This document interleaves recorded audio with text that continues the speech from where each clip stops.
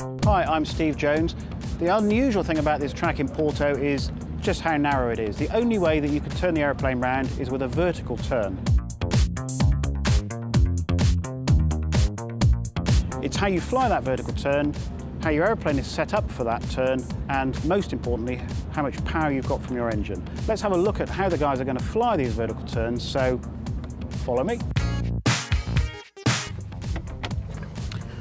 Okay, here we are in Matt Hall's beautiful MXSR. We're approaching our vertical turning gate. Right hand on the stick, left hand on the throttle. It's absolutely essential that the second we pass through our pull-up gate, we pull the stick back to get this vertical turn going as quickly as possible. Every 1/10 of a second that we delay that pull, that's 10 metres in the wrong direction. 10 metres that way, of course, we've got to fly it another 10 metres to come back. So we've got to start this pull-up absolutely as we pass through the gate. At the Dom Luiz bridge end, it's a very tight track. The river's very narrow. There's a crowd line over here, there's a crowd line over here. You mustn't infringe either of those, otherwise that's an instant disqualification.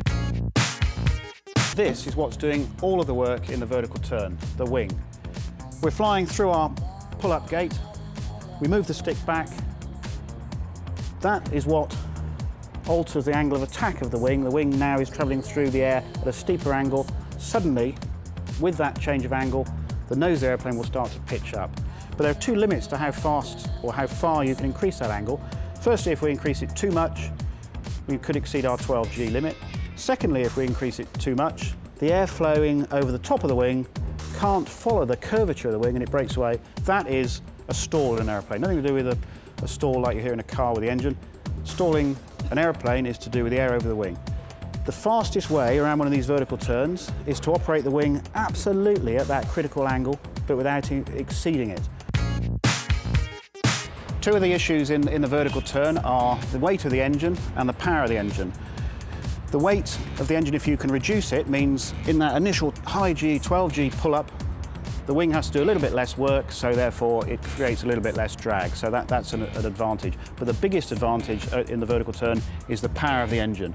A lot of the teams have done a huge amount of work in getting more power from their engines. Power is the biggest advantage when the airspeed is low, and the slowest you'll ever see one of these things flying is at the top of a vertical turn. That is when the advantage comes from a powerful engine. It helps you accelerate over the top into that 45-degree inverted dive, and then we need to do that half roll up the right way.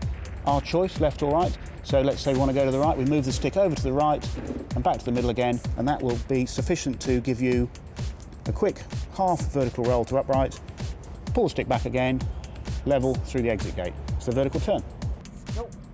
How you fly the vertical turn here in Porto is absolutely critical to how you do in the race. It's skill, judgment and practice of the pilot that's going to win or lose the race for them here. Let's see how the guys get on.